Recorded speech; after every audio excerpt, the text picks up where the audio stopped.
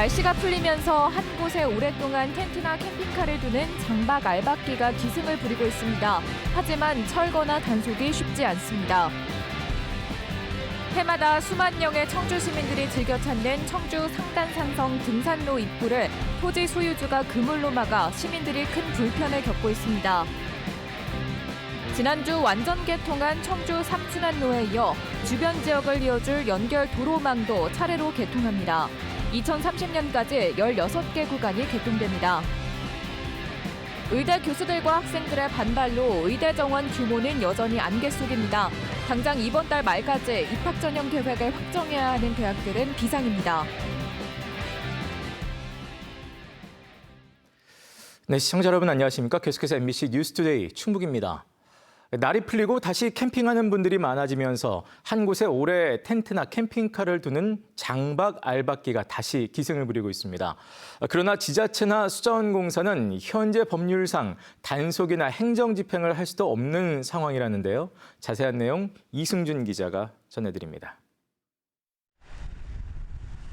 충주 도심과 인접한 단월 강수욕장. 주말이면 시민이 찾는 휴식 공간이지만 주차장과 둔치엔 이미 텐트와 캠핑카가 즐비합니다. 좋은 자리를 차지하기 위한 알박기, 이른바 장박 텐트와 캠핑카입니다. 200~300m 남짓한 공간에 장박 중인 야영 시설은 50여 개. 사람이 머무는 곳도 있지만 대부분 자리만 차지하고 있습니다. 지자체 행사도 어려움을 겪고 있습니다. 주말 행사를 위해 이동을 당부하는 안내문과 현수막이 붙었지만 스스로 철거할진 미지수. 모처럼 나들이 나온 시민은 불편함을 넘어 눈살을 찌푸립니다. 평일에도 이래 와 보면은 계속 이 텐트가 알박기하고 캠핑카도 계속 이게 몇 개월째 이렇게 서 있어요. 그런데 우리 같이 충주 사람들은 막상 놀러 오잖아요, 주말에. 그러면 차 댈 데가 없어요. 경치가 좋은 곳이라면 어디든 가리지 않습니다. 남한강과 맞닿아 있는 야영 명소도 몇 달째 장박 텐트와 캠핑카 몫입니다. 지난해 집중호우로 수해가 발생했을 당시 장박 중인 텐트와 캠핑카가 떠내려가자 많은 사람이 좋아했을 만큼 오랜 골칫거리입니다. 그러나 자치단체나 수자원공사에서 나서서 대응하기도 어렵습니다. 현행 하천법은 야영이 금지된 구역에서만 단속할 수 있기 때문입니다. 지금 하천법상으로는 단속이 어렵고 저희가 행정 대집행으로 단속을 하려면 장박이라는 기준도 모호하거든요. 또 그 행정 절차를 이행하는데 3개월 이상이 소요가 돼요. 그러면 실효성이 없고요. 충주 목계솔밭 캠핑장처럼 지자체가 개발하고 관리하는 것도 대안으로 거론됩니다. 장박과 불법 취사 등이 난무했던 목계솔밭은 지난해 4월 개장 이후 연말까지 7만 3천여 명이 다녀갔습니다. 해마다 반복되는 알박기 장박 야영시설. 캠핑족들의 의식에 기대기보다 제도적 뒷받침이 시급해 보입니다. MBC 뉴스 이승준입니다. 청주 상당산성은 시민들이 즐겨 찾는 산행 명소지요. 그런데 최근 토지 소유주가 자신의 땅으로 들어오는 것을 막겠다며 등산로 입구를 그물로 막아놨습니다. 어떤 이유일까요? 이초원 기자가 취재했습니다. 매년 4만 명이 넘는 등산객들이 찾는 청주 상당산성입니다. 그런데 평소 수많은 등산객이 이용하던 입구가 그물망에 막혀버렸습니다. 현장에 나온 청주시 공무원들은 등산로 우회로를 안내합니다. 주민들이 자주 다니던 등산로에 이렇게 출입 금지 현수막이 붙었습니다. 등산로 이용이 어려워지자 주민들은 운동을 포기하거나 차량을 이용해야만 했습니다. 등산객들은 황당하다는 반응입니다. 4월 18일 날 오니까 또 이렇게 막혀 있더라고요. 차 타고 한 10분 정도 가가지고 그 김순영 양장에서 올라가는 길로 그렇게 갔어요. 수십 년 동안 사용하던 등산로가 갑자기 막힌 이유는 뭘까? 토지 소유주는 이곳이 도시공원 일몰자에 따라 개발이 가능해지자 지난 2022년 등산로를 포함한 4만 6천여 제곱미터 부지를 매입했습니다. 전원주택 단지를 짓기 위해서였습니다. 그런데 올해 3월 청주시가 사람들이 많이 이용하는 곳에 주택을 설치하는 건 적절치 않다면서 승인 불허 처분을 내렸고 결국 사업은 무산됐습니다. 재산권 행사가 막히자 등산객 출입을 막아선 겁니다. 동반이 그렇게 중요했다고 하면은 제가 2022년 11월 달에 사전임사 제도를 통해서 할 때 종단 심의를 받으라고 저희한테 통보를 하든가 거기에 대한 자료 제공을 했어야 되는데 불구하고 아무런 얘기가 없고 본접수할 때도 마찬가지로 이런 가운데 토지주는 청주시를 상대로 전원주택 단지 승인 불허 처분을 받아들일 수 없다며 충청북도에 행정심판까지 제기했습니다. 이에 대해 청주시는 일몰제가 시행되는 과정에서 문제가 된 부지 매입이 누락됐다면서 토지 소유주와의 협상이 진행 중이라고 밝혔습니다. 행정심판이라는 걸 넣어놓고 법에서 판단을 받으려고 하는 거고 2차적으로는 또 산림과에서 토지에 대한 협상도 하고 있고 그런 거죠. 청주시의 미흡한 대처, 여기에 갑작스런 소유권 주장까지 맞물리면서 시민 모두가 누려온 상당 산성이 가로막히게 됐습니다. MBC 뉴스 이초원입니다. 오송 지하차도 참사 관련자들에 대한 첫 결심 공판이 오늘 청주지방법원에서 열립니다. 검찰은 오늘 참사의 원인으로 지목된 미호천교 임시제방을 부실하게 공사하고 관리한 혐의로 기소된 현장 소장과 감리 단장에 대한 결심 공판에서 재판부에 각 피고인에 대한 형량을 요청할 계획입니다. 한편 검찰은 오송 참사와 관련해 현재까지 법인 2곳과 30명을 기소해 재판에 넘겼습니다. 변호사와 교수, 시민단체 등 각계 전문가로 구성된 오송 참사 시민진상조사위원회가 오늘 오전 충북도청 브리핑룸에서 최종 조사 결과를 발표합니다. 이 자리에서는 지하차도 침수 원인과 이후 대응의 문제는 물론 중대재해처벌법을 비롯한 형사책임 검토 결과를 공개하고 피해자 지원 실태와 재발 방지를 위한 제도 개선 과제도 제시될 예정입니다. 시민진상조사위원회는 검찰 수사만으로는 진상규명이 충분하지 않다고 주장하면서 침수 대비와 대응이 총체적으로 부실했다는 1차 조사 결과를 지난 1월 말 발표한 바 있습니다. 지난주 청주 순환교통망의 마지막 축인 제3순환로가 완전 개통됐습니다.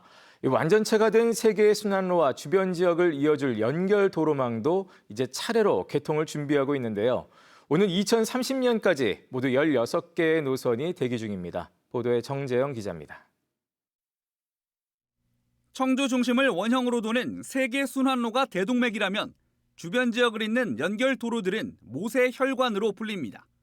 순환로 완성 원년인 올해 가장 먼저 개통할 연결 도로는 충청 내륙 고속화 도로입니다. 1순환로에서 음성, 충주를 거쳐 제천까지 충북을 하나로 잇는 도로로 현재 109인 청주 음성 구간 중 일부 공사가 막바지에 접어들었습니다. 제 뒤로 보이는 구간이 청주 북위에서 증평 도안으로 가는 제1-109입니다. 약 8년간의 공사 끝에 오는 6월 초순 개통이 확실시됩니다. 비슷한 시기 지난 2022년 착공한 아름다운 웨딩홀에서 고은 삼거리 구간 2단계 확장 사업도 개통을 앞두고 있습니다.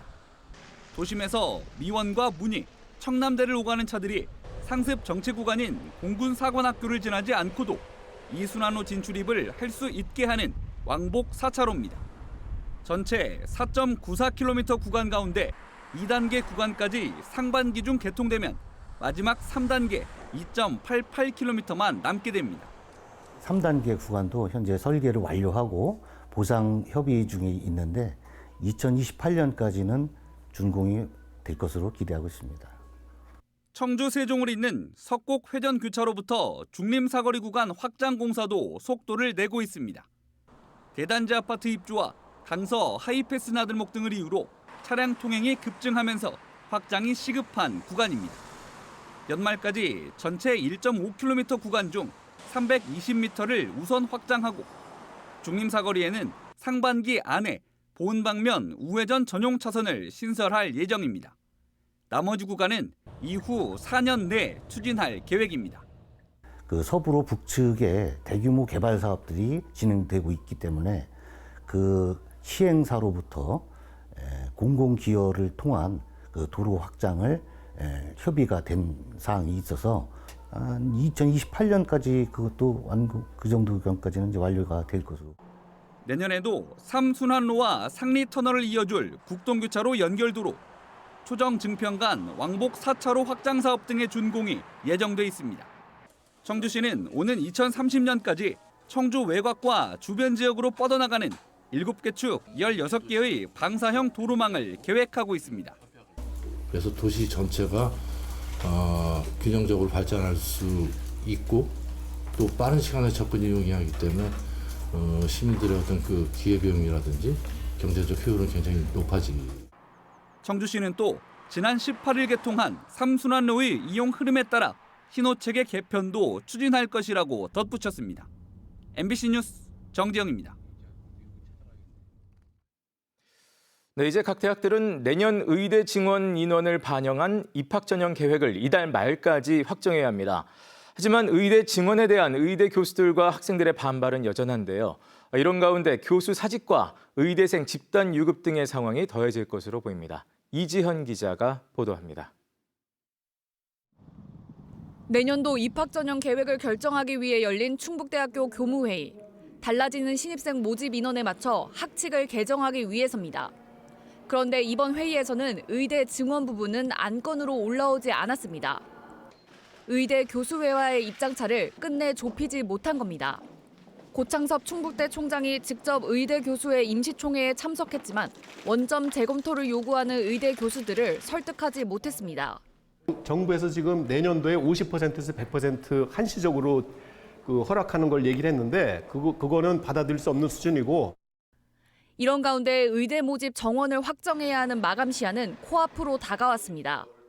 달라진 의대 정원을 내년도 입시에 반영하려면 이번 달 말까지 대학 협의체인 한국대학교육협의회에 최종 모집 인원을 제출해야 하기 때문입니다. 충북대의 경우 학칙 개정을 위해 대학 평의회 등 3단계를 거쳐 통상 일주일 정도 걸리는데 일정이 빠듯합니다. 4월 말까지 제출을 해서 5월 말까지 심의 조정을 하게 돼 있는데요. 이제 행정 절차상 의견 시간을 갖고 있는 거고요. 더 큰 문제는 변수입니다. 수업과 구제책을 거부하고 있는 의대생 유급은 현실과 점점 가까워지고 있고 한 달 전쯤 제출한 교수진 집단 사직서의 수리 여부를 둘러싼 갈등도 예정돼 있습니다. 교수들이 계속 의과대학에 병원에 있으면 정부의 잘못된 정책에 허수아비로 서 있는 거예요. 더구나 의대생들이 내년 입학 전형 계획에 의대 증원분을 반영하지 말라는 취지의 가처분 신청까지 낸 상황에서 충북의 의대 정원이 몇 명으로 조정될지 관심이 모아지고 있습니다. MBC 뉴스 이지연입니다. 충청북도와의 민사소송에서 패소한 제천 스포츠센터 화재 참사 유가족과 부상자가 억대의 소송 비용을 내지 않게 됐습니다. 충청북도의회 건설환경소방위원회는 어제 제천 참사 유가족 등이 제출한 소송비용 면제 청원을 원안대로 의결해 본회의에 넘겼습니다. 해당 청원이 본회의를 통과하면 충청북도는 채무 면제 동의안을 도의회에 다시 제출할 예정입니다. 지난 2017년 제천 화재 참사 이후 유가족과 부상자들은 충청북도를 상대로 손해배상 소송을 냈다가 패소했으나 1억 7천여만 원의 소송 비용은 내지 않게 됐습니다. 더불어민주당 청주 지역 당선인들이 어제 충북도당 대회의실에서 청주시 의원들과 간담회를 열었습니다. 이 자리에서 이광희 당선인은 청주시가 비슷한 규모의 도시에 비해 예산 자체가 현격히 적다며 이를 늘리자고 주장했습니다.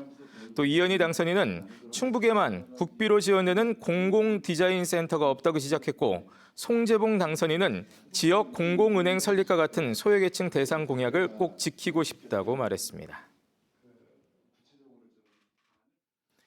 대전 도심 한복판에서 판돈을 건 도박장이 버젓이 열리고 있는데요. 매일 수백 명이 이곳을 찾는데 특히 대부분 생활이 어려운 노인들입니다. 경찰이나 지자체가 단속을 해도 자리를 옮겨가면서 도박을 이어가고 있습니다. 윤소영 기자의 단독 보도입니다. 그늘진 다리 아래 노인 수십 명이 삼삼오오 모여 있습니다.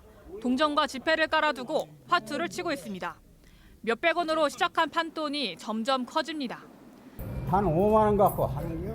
1시간 하다가도 가고 5시간도 하다 가고. 상당수가 기초생활 수급자인 노인들입니다. 아유, 다 어렵지. 100원짜리니까. 도박장 한쪽에 앉아있는 노인은 두둑한 지폐 뭉치를 쥐고 있습니다. 도박장을 찾는 노인들에게 자릿세를 받고 판을 만들어주는 역할을 합니다. 하도 치실 때 여기 청소하고 하니까 1,000원만 내면 이제 해드리는 거예요. 도심 한복판에서 버젓이 운영되는 도박장 탓에 인근 주민들은 불편을 호소합니다. 담배 피고 바로 옆에서 오줌을 넣거든요. 그래서 냄새가 좀 많이 나요. 가끔씩 술 마시고 싸우는 사람도 있어서 경찰들도 막 출동하고 있어요. 일부 하천변이 도박판으로 전락하면서 시민들은 민원을 제기하고 있지만 상황은 나아지지 않고 있습니다. 판돈 자체가 크지 않다 보니 도박과 오락의 경계가 모호해 노인들을 사법 처리하기가 어렵기 때문입니다. 지자체가 도박장이 무단으로 땅을 점유하고 있다는 이유를 들어 가끔 단속은 하지만 그때뿐입니다. 하천이라는 공간이 시민들이 와서 쉬시는 곳이잖아요. 그러니까 쉬시다가 그렇게 이제 발전을 하는 거죠. 이렇게 어르신분들이 계시니까 또 이제 그런 놀이하게 되시고. 대전시는 다음 달 해당 도박장을 철거하고 경찰 역시 도박장 관리인으로 추정되는 인물을 수사한다는 방침이지만 도심 속 도박장을 없앨 보다 근본적인 대책이 필요해 보입니다. MBC 뉴스 윤소영입니다. 운전자의 개입 없이도 스스로 안전하게 도로를 달리는 자동차, 이제 점점 일상이 되고 있지요. 그렇다면 차선이나 신호가 없는 흙길이나 계곡, 또 산길에서도 자율주행이 가능할까요? 이른바 오프로드까지 자율주행이 가능하도록 돕는 핵심 기술이 개발됐습니다. 보도에 김윤미 기자입니다. 핸들에 손을 대지 않아도 스스로 움직여 한밤중 서울 도심을 달리는 자율주행 버스. 전국 최초로 내포 신도시에서는 불법 주정차 단속과 야간 방범 순찰에도 자율주행차가 투입됐습니다. 하지만 모두 차선과 신호등처럼 도로 시설물이 있는 도로에서입니다. 울퉁불퉁한 흙길에서 소형 자율주행차가 목적지까지 스스로 달립니다. 벽돌 등 장애물을 피해 경로를 재빨리 바꾸고 갑자기 뛰어드는 사람도 곧바로 인식해 충돌 없이 안전하게 운행합니다. 한국기계연구원이 이른바 오프로드에서도 자율주행이 가능하도록 돕기 위해 개발한 핵심 인식 기술입니다. 위치와 외부 환경을 실시간 분석하는 GPS나 카메라, 라이다 센서는 기존 자율주행차와 다를 게 없지만 나무나 바위처럼 튀어나온 장애물뿐 아니라 낭떠러지, 구덩이까지 정확히 감지해 주행 가능한 영역을 찾는 게 특징입니다. 움푹 파인 곳은 이제 센서 신호가 텅 빈 부분이 생깁니다. 그렇기 때문에 그 텅 빈 부분을 그 구덩이로 인식을 해서 저희가 회피를 할 수 있게 되는 겁니다. 또 눈이나 비, 먼지 등을 장애물로 인식해 멈추는 등 오작동하지 않도록 만들었고 라이더 센서에 튀는 흙탕물이나 진흙 등을 바로 씻어내 사고를 막는 장치도 개발했습니다. 광산처럼 만든 환경에서 실험한 결과 호주 등에서 쓰이는 해외 기술보다 인식 속도와 정확도 모두 1.5배 높았습니다. 건설 환경에서의 자율주행 기술도 있고요. 그다음에 우리가 이제 논밭에 다니는 트랙터 같은 농기계도 점점 우리 노동 인구들이 감소하기 때문에 자율주행이 필요하고.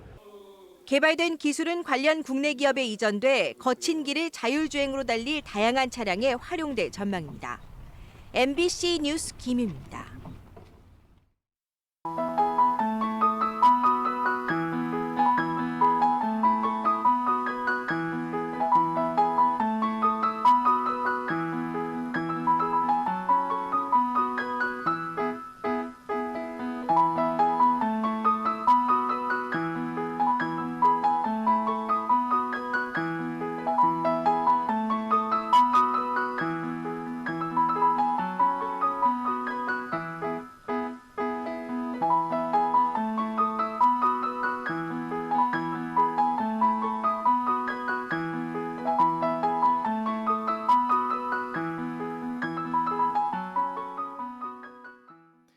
충주 바이오헬스 국가산업단지 조성을 위한 보상 절차가 시작됩니다. 충청북도와 충주시 그리고 LH 충북본부는 내일 대서원면 행정복지센터에서 충주 바이오헬스 국가산업단지 사업 보상을 위한 사전 주민설명회를 개최하고 사업 추진 현황과 보상 절차, 또 계획 등을 설명합니다. LH는 올해 지작물 조사 등을 거쳐 내년에는 감정평가와 보상협의를 추진할 계획입니다. 충주 바이오헬스 국가산업단지는 바이오와 IT를 결합한 융합 헬스케어 사업을 육성하기 위해 대서원면 일원 224만 제곱미터에 약 6,757억 원을 투입해 조성됩니다. 충북에 21개 신규 일반 산업단지 조성이 추진됩니다. 충청북도가 변경 수립한 올 1분기 산업단지 지정 계획에는 총 1,700만 제곱미터에 달하는 21개 일반 산업단지가 포함됐습니다. 지역별로는 청주 4곳과 충주 등 북부권 6곳, 음성 등 중부권 9곳, 그리고 보은 등 남부권 2곳입니다. 충청북도는 올 2월 기준 도내 산업단지 개발 면적의 산업시설 용지 미분양률은 2.1%로 전국 평균 2.4%보다 낮다며 충북의 산업단지 개발은 당분간 계속될 것으로 내다봤습니다. 한국토지주택공사 충북지역본부가 청주 동남지구 업무시설 용지와 지북지구 상업 업무시설 용지를 수의계약 공급합니다. 동남지구는 10필지 19,000여 제곱미터이며 3.3제곱미터당 472만 원에서 552만 원으로 선착순 수의계약 방식으로 공급합니다. 또 지북지구는 업무시설 용지 9,765제곱미터, 상업용지 8,192제곱미터입니다. 계약 희망자는 계약금을 입금한 뒤 구비 서류를 완비해 LH 충북지역본부에 먼저 도착하면 됩니다. 지난해 충북의 산림 불법 행위가 크게 늘어난 것으로 나타났습니다. 충청북도가 지난해 4월과 5월 2달 동안 도내 11개 시군을 대상으로 산림 불법 행위를 단속한 실적을 보면 모두 47건으로 1년 전보다 35건이 늘었습니다. 유형별로는 불법 산지 전용이 28건으로 가장 많았고 불피우기 10건, 무허가 벌채 4건, 임산물 채취 2건 등의 순이었습니다. 충청북도는 산림 소유자의 동의 없이 임산물을 불법 채취하면 5년 이하의 징역이나 5천만 원 이하의 벌금이 부과된다며 주의를 당부했습니다. 청남대 개방 20주년을 기념하는 김준건 작가의 목판화 초대전이 청남대 대통령기념관 전시실에서 선보입니다. 오는 6월 23일까지 백두대간을 주제로 이어지는 초대전에는 김준건 판화가가 지난 20년 동안 백두대간 각지를 답사하며 사생한 수묵과 유성, 채묵 목판화 등 40여 점이 전시됐습니다. 40년 넘게 목판화를 중심으로 작품 활동을 해온 김준건 작가는 한국과 일본, 중국의 전통 목판화를 연구해 자신만의 목판화를 창안했고 우리 국토의 전형적 풍경과 결합해 전통 산수화와는 다른 현대적 목판화에 경지를 열었다는 평가를 받고 있습니다. 서울의 전통시장에서 충북의 어쩌다 못난이 김치가 판매됩니다. 충청북도와 서울시 상인연합회는 국산김치 소비 촉진을 위해 어쩌다 못난이 김치의 홍보 판매 업무 협약을 체결했습니다.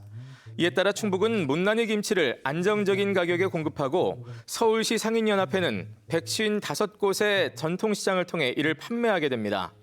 특히 오는 26일 서울시 전통시장 가는 날 행사에서 어쩌다 못난이 김치가 홍보 품목으로 판매될 예정이며 강장시장 일원에서도 판촉 행사가 열립니다. 네, 뉴스투데이 충북이었습니다. 함께 시청해주신 여러분 고맙습니다.